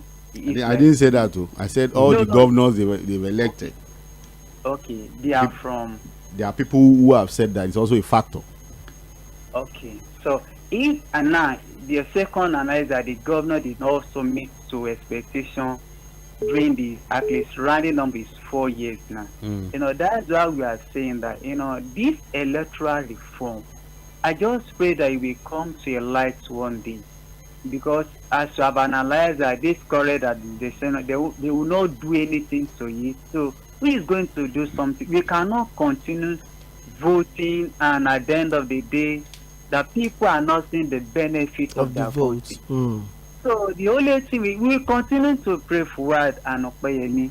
The only thing we continue praying, you know, this president just feel like when the people say that they want a king, and someone told that the consequence, he said, give unto us. At the end of the day, they cry for David.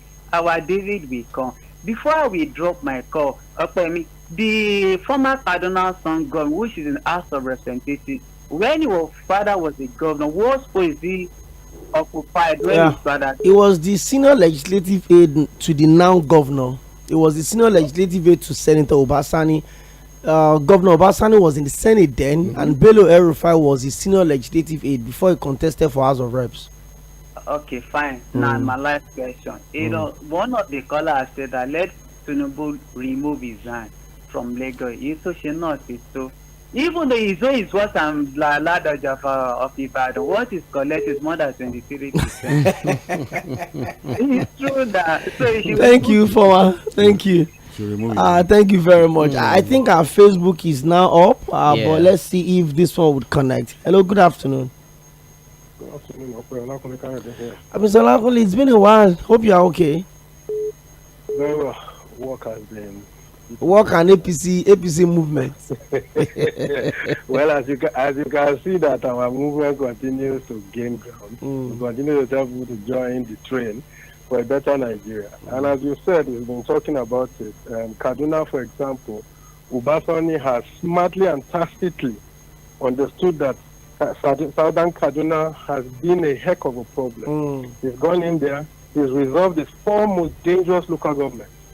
They are now working, there's peace, and he has gathered a lot of votes. So with what he has naturally in the north and south, he's home and dry. So it means HPC has a sure +1 there. You go to Kano, the feelers from town says that RMK, Rabi Musa Kwankwanso, is set to join the APC. The only condition he has given is that Ganduje must step down as the chairman. That is what you have seen, why Ganduje has been moved from there to FAN. He will step down, and Abagida will be allowed to go for the second term, where Jimmy Baran will be the deputy speaker. That has been sealed. APC on that clearly and done. What's it called again? Katsina also running well. Sokoto also running well. So if you look at it, even the last 4 or 5 elections you mentioned, the only one we lost was Bayelsa. So it gives you a feeler that those who support the APC, 95% of them will not live where they are. These are people who are at the lower level and at the lower part of the party, who have been run and oiled fervently so that they will be out there, come rain, come sunshine, to vote for the party. And 2, this party is the one that has the kind of financial muscle you need to be able to push for most of this kind of elections. Except we want to fool ourselves and tell you that money is not involved in the election, we probably are lying to ourselves. So if you do not have the war chest or the financial muscle, how are you able to gather these numbers that will make you win an election? That is left for everybody to see. For Abga, quickly, Abga too is another challenge. I don't think APC will not win that place, confirmed. ABGA is most likely going to return. With what I've seen, the culture I've read and all of that, he will return. The few that can give him a bit of challenge is Labour and the PDP. And those two houses are not, they're in disarray presently. They do not even have the financial muscle to push it. Anybody coming from the APC doesn't even have the financial muscle to push the governor in ABGA. So that one is gone. Osun State also, APC cannot win Osun State. Go and write it down that I said it. The only reason they can probably win Osun State is what they are saying that Adeleke will join APC. I don't know how far true that is. But short of that, PDP is on ground, running two of the three largest senatorial districts. They are holding it firm, very firm. The only one that avoids Osogbo, where APC has some, that one is divided. So how APC intends to win that with a divided house, I don't know. But that one too is gone. So if you take the balance of everything and look at it, as I always say, culture shows you the day. You can see the direction, but people do not like to hear those things. But it's good enough. Time will come. We'll all live to 2027. Let's see who has the financial muscle. If it is Obio or if it is Atiku, or they want to join together, they should bring the financial muscle and let's go to fight. Thank you, Mr. Lakole. Thank you very much. It's difficult to fault some of his positions, and basically that was what I was saying, that look, when it comes to governorship elections, it's local. There are local peculiarities. There are alignments and realignments. Our politicians will look at their own interests. They look at the larger interests. You know, the meetings they are having at night, a lot of us don't even know. The conversations they are having. The man that will move tomorrow will still be telling you that, look, I'm going nowhere. Here. And the moment for the party, I'm not going anywhere. And he's already making moves. He's already. He has gone. He's just the body wise. So you can see clearly from some of the things he has even said that, look, all the noise about whether the government has performed or not does not really translate into local who wins elections or not, especially when it comes to governorship or local elections. And he has also said it. The more the money, the easier it is for you to win elections, because what do we really use money for here? Okay, apart from logistics, we also use the money to get the votes out. How we use it to get the votes out, your guess is as good as and mine. It was very clear on the Osun and Anambra conversation. Well, of course, for APC in Osun State, Arægbɛsola, for example, has been he's been expelled from the party. Whether you like it or not, it's a minus, because the more the merrier it should have been, really, for the APC in Osun State. In fact, the way they lost the last election, it was a division. It was clearly, and up till now, they've not really been able to mend fences, resolve their issues. They are getting more divided. Arægbɛsola will always remain a spoiler within that circle until something is done. So, and I think Adeleke, I say he dances a lot, but I think he understands his local politics.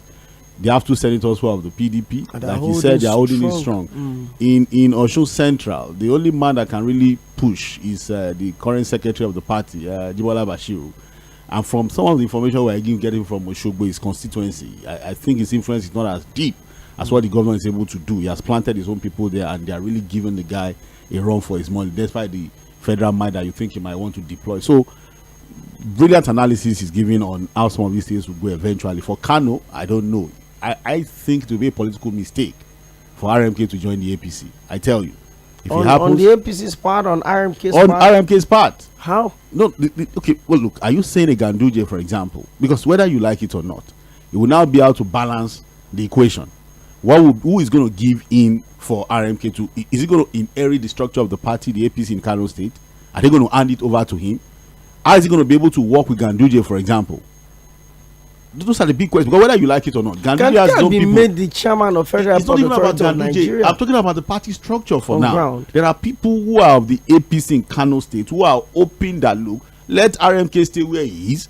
Let them go head to head with him in 2027, hoping that the federal might will give him the election. So if RMK comes in, what becomes of the lots of the people who suffered that defeat in 2023? Who are you actually led the party, you led a charge against the party to defeat. So you now come again and take over the structure of the party. So they feel betrayed. Well, side fact. I understand. You know that politics can be. Some of these guys can make this decision for the immediate benefit. But again, I think that my mind tells me that a lot of the APC members in Kano would prefer that, look, the status quo remains till 2027. Let's log it out again. Let's charge it out. Than having RMK take over the structure of the party. It wasn't like Gida did bad. It was technicalities. The current governor was actually removed. Abba Yusuf was removed by the appeal. He only went to the Supreme Court to get back his mandate. But again, politicians are the way they think is different from the way we think. I just feel that, look, it's going to be difficult to see Arabi Kwankwanso come into the APC and becoming the national chairman or the leader of the party in the state. He's going to be presiding over Ganduje. And the structure that Ganduje is, because Ganduje, whether you like it or not, Ganduje still feels he has a political structure in Kano State. So are they going to hand it over to Kwankwanso or dissolve that one? As a national chairman of the party, he's delivering. He's winning governorship elections. And I'm sure in his mind, if I've been able to do in 4 states, I can do in Kano. So why bring in Kwankwanso? You don't trust me to be able to deliver for the APC? Let's see how it goes. All right. Victor, let's go to you Facebook have work to now. do on Facebook. We will get it done. We will get it done. Okay, John Bernardo, he is saying good afternoon to the House. On the issue of Kaduna, the governor has to be careful because with the rating of the residing of the president going down among the northerners, the governor will find it difficult to return back. In the last general election, PDP cleared all the 3 senatorial zones and the seats as well. Like he said, even the governorship election was allegedly won by the PDP, but with the people, with the help of El-Rufai, we all knew what happened. Ubasani, be careful. That is coming from John Bernard Ohi. James Nkwachi Ogbonna is saying, distinguished men in the studio, I greet you fundamentally. Up till now, there is no official position from the presidency as to Obasa's case. All the stories flying around are still in the realm of conjectures and speculations. It is not our fault. Where there is a gap in communication, we are very much in order if we speculate. But for all I know, something is clearly going on in the Lagos State House of Assembly. I don't know what they mean by Mojishola not good to be a speaker. For Ubasani and El-Rufai, if those calling Governor Fubara a traitor, keep quiet. I'll know. Okay, if they keep quiet, I'll know they are hypocrites. Our president has traveled to France on a private visit, but my mind tells me what he has done, what he has gone there for. Yet our health minister is telling us that the US and UK are now coming to Nigeria for treatments. Biggest lie since the world was created. James Ogbonna. Well, Victor, before you continue, the president would also be moving to Addis Ababa, Ethiopia, for the AU summit by the weekend. All right, Gideon. Going to France first. From there, private visit to France, official visit to AU. So Godwin Ewa here is saying that the president is always in a gyration mood, always not minding what his nonsense policies has caused the people. Olajide Pizza that says, good afternoon, distinguished gentlemen. I just added another word to my DICO, economical politician. Okay, that's all. All right. Benjamin says, good afternoon, Okpayemi Fuad and Victor. God bless you all and your family. What we need in our country is strong institution over strong individuals, as we see in other parts of the world where things are working politically. What we are seeing in Lagos State House of Assembly is strong individual over strong institution. How can it be possible for Obasa to be impeached as Speaker of Lagos House of Assembly without Mr. President approval, as we are hearing now? Today, meeting upon meeting in Governor's office, who said he has no hand in Obasa's impeachment. It's all drama Lagosians are watching. APC should please solve their internal problem and give Lagosians good governance. This is Benjamin from Shogunle. Michael Urias. Michael says, good afternoon to everyone in the studio. The greatest factor in determining the winner is the power of federal might. Whether local politics is a factor or not, once APC is determined to capture a state, there is nothing anyone can do. The best you can do is to go to court.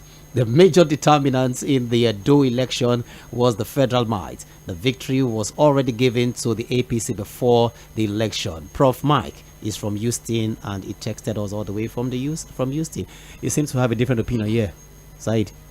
Totally. That he feels that when the federal might is involved, whether local politics is played well or not or done well, when local might or when federal might is involved, they can capture any states. Well, it depends on what he's saying.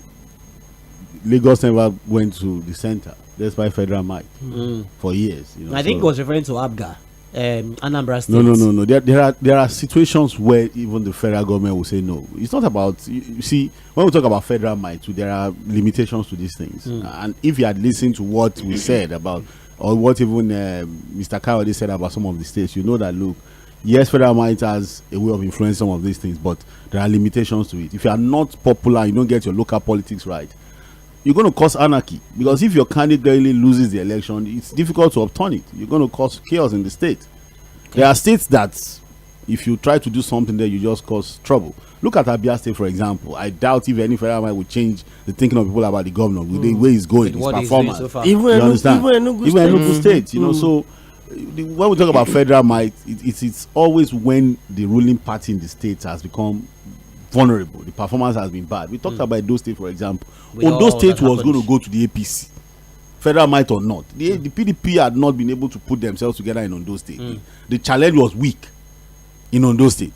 How many of the PDP governors even supported the man? Even the aspirants for the primaries of the PDP left the PDP to the APC. So it was a taking for the APC. They were going to win the election in Ondo State. All right. Edo State was going to be competitive, but I had told you that even the governor had not played his politics well, his local politics well. All right, Kabiru. Adigbenro says here, good afternoon, gentlemen in the studio. Kudos to you all. God bless my country, Nigeria. Amen. Darlington Ogbo is saying good afternoon. Please, can President Macron of France? I don't want to miss that. I don't know why would he just jump? Okay, I'm going to take it. It's quite an interesting right here. Okay, it says, please, can President Macron of France come to Nigeria on a private visit to refresh himself too? We just laugh over all this nonsense because I don't know if junketing up and down is the reason why he was elected the president. How can someone call and say his party should be left alone? If it's so, then they should go play their politics inside their room. And of course, that is coming from Darlington from Kokomaiko, and he's saying, enjoying the rest of your day, my chairman. Thank you so much. Unwabu is Sunday says, good afternoon. All right, the wise men in the house, thank you so much. You say you guys are really putting smiles on the faces of Nigerians. You guys are great. God bless Mainland FM. I'm enjoying your show, guys. Thank you very much, Nwabweze. Atonda, I tried so hard to piece your write-up together, but they're all looking so muddled up. So please, but of course, you're saying good afternoon to the three political guys in the house. This were some people we gave. So please, I'm just going to pause here and keep it intact. We go back to the phone call. Okay. Yes, Prince Wise is on the line to talk to us. Hello, good afternoon, Prince Wise. Hello, 20 times in the morning. I've tried. The three pillars that make the house to stand. Thank you. Good afternoon, Thank you, my dear. This is number one. All this 2027, for me, I don't care. I am from Osun State. If my governor continue performing well, if he come back 2026, I'm okay with him. What I need is performance. The federal government, they increase over 5 trillion now. Yes, they award a lot of contracts pertaining to road. It did before yesterday. Fine, good. But I never see La Road in that contract. So I want to appeal to Mr. President. The La Ora Road in Osun State, the contract supposed to go back to the land and to the site and do the road for us. Personally, I wanted it halfway because I ran away. So I wanted to make sure they do things well. But pertaining to politics with Southwest, this is where Babawolo did it. Where Babawolo was around. If anything they wanted to do, they must look for concept of Babawolo. He did die. That is what what is true and it's perfectly matching. So for me, this was a lucky man for me to say is performing, but I just want to do a for win Nigeria for this 4 years. If it will win, thank you. Electricity first level. Thank you. Better road, everything okay. Thank you very much, Prince Wise. Well, I think that'll be the last call we can pick on the show today. The calls are still pouring in, but it's been an amazing conversation on the show today. Side forward, cabinets are being rejigged. My friend from Plateau State have been moved, or our friend from Plateau State have been moved from Commissioner for Information show together for 3 years, and then we just bonded, and he's certainly one of the sound guys that the government cannot seems to do away with. But it's basically about people just running things and letting things get done. Side forward, the continuous stay as IGP of IG Egbetokun seems to be, raising a lot of concerns. The Police Service Commission says they cannot remove him. Is there something a lot of us don't know, or why does he, by all mandates, have to remain in office? I don't know what else can be done, really, because this is something that has been done. It's been sealed constitutionally. Remember that the Police Service Act was amended to pave the way for him to remain in office for the next 4 years, a guaranteed term of 4 years. So while I thought that, look, this debate should have happened while attempt was being made to amend that part of the Police Service Act. But now, I think it's done and dusted. I don't think there's really anything anybody can do about it, really. My mind tells me that, look, we just make this noise and keep quiet eventually. Well, we make the noise, keep quiet eventually. It looks like there are a lot of things that we might have to make noise and keep quiet eventually for. And all things being equal, we keep our fingers crossed, hoping that if truly the anonymous that spoke on behalf of GAC, that's Governor's Advisory Council, would eventually release the statement they said they would release. And let's see if truly the House of Assembly members will write a letter to apologize to Mr. President. Victor, what is session we've had on the show today? It's always a pleasure. Like I said, missing last week's edition was really a big slap. Yes, but we are good. Well, I'm going to be back tomorrow anyway with Voices from the Street. Sure. So we're going to be looking at 3 fantastic conversations. Yes. So let's make it a date from 1 p.m. to 3 p.m. tomorrow. Okay, and that's about the size of the package. Thank you, Victor, for coming through. Big shout out to you, Sidefar, for always leading the conversation with insightful and detailed analysis. Thank you. By 3 o'clock, it's going to be The Buzz, and it's going to be Request Wednesday with Jay Dan, the good guy with bad intentions, and his co-host BB, the biggest B, and not the small B. Of course, by 4 o'clock, Sage Babalola will come through for the Situation Room 4 to 5:30. By 5:30, there's going to be the Sunset News on Mainland FM, and by 6 o'clock, I would also come back with my entire sports crew to take you through the world of sport on Sports Cruise. There are big games tonight, especially the return leg of the Carabao Cup semi-final. Just forget about that. Arsenal away at Newcastle United. We'll talk about all of that today. For Newcastle. And by 7 o'clock, it's Ladies Lounge. That is where your superstars, your screen goddesses will come through to take you through the world of social engagement and conversation. So you have to keep your dialogue only on Mainland 98.3 FM. And remember, this program returns next week, Wednesday, 1 to 3 p.m. My name is Okoyemi Akin. Have a beautiful Wednesday afternoon.